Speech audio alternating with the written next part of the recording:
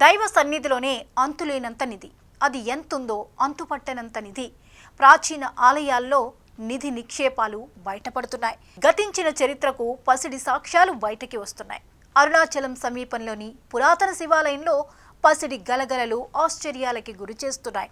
పునరుద్ధరణ పనుల్లో గర్భగుడిలో దాచిన మట్టి కుండల్లో బయటపడ్డ కాయిన్స్ అప్పటి గోల్డ్ హిస్టరీని ఇప్పుడు కళ్ళకి కడుతున్నాయి. అరుణాచలం సమీపంలో బంగారు నిధులు ఉన్నట్లు అధికారులు గుర్తించారు. స్థానిక కోవిలూరు శివాలయంలో 103 పురాతన బంగారు నాణేలు లభ్యమయ్యాయి. గర్భగుడిలోని మట్టి కుండలో ఈ నాణేలను గుర్తించారు. ఆలయ పునరుద్ధరణ కార్యక్రమం జరుగుతుండగా నాణేలు బయటపడ్డాయి. ఈ పురాతన శివాలయం జవ్వాదు పర్వతంపై ఉంది.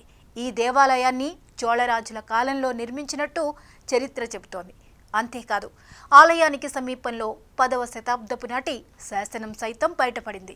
ఈ ఆలయం 3వ రాజరాజ చోళుని కాలంలో నిర్మించినట్లు చరిత్రకారులు చెబుతున్నారు.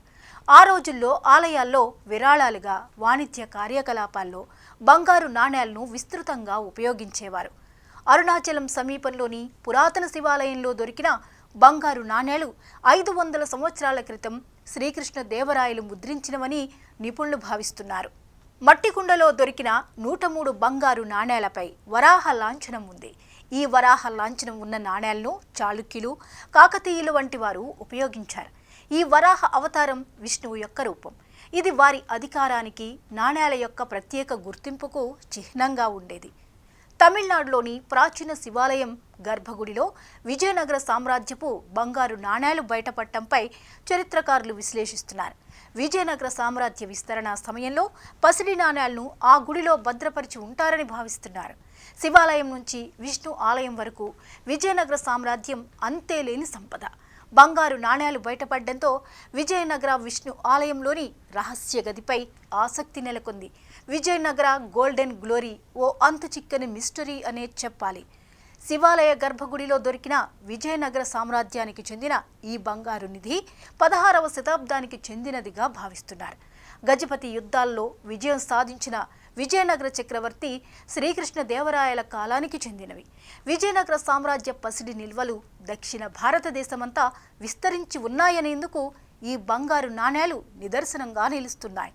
శివ, విష్ణువు ఆలయాలు, బంగారపు రహస్యాల వెనుక విజయనగర చరిత్ర దాగుంది.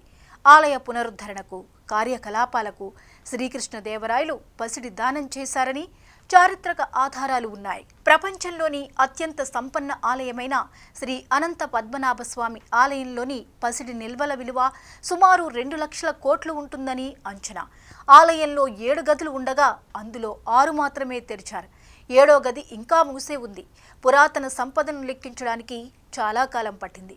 ఆ ఆలయ నేల మాళిగల్లో దొరికిన బంగారపు సింహాసనాలు, రత్నాల హారాలు, వజ్రపు కిరీటాలు ప్రపంచాన్ని ఆశ్చర్యపరిచాయి. శివాలయంలో బయటపడ్డ నిధి నుంచి కృష్ణాలయ గదులు, నేల మాళిగల దాకా దక్షిణ భారత చరిత్రలో బంగారు పుటల్ని దాచిన విజయనగర సామ్రాజ్య చరిత్రలో తవ్వే కొద్దీ ఇలాంటి పసిడి నిల్వలు ఇంకెన్ని బయటపడతాయో చూడాలి.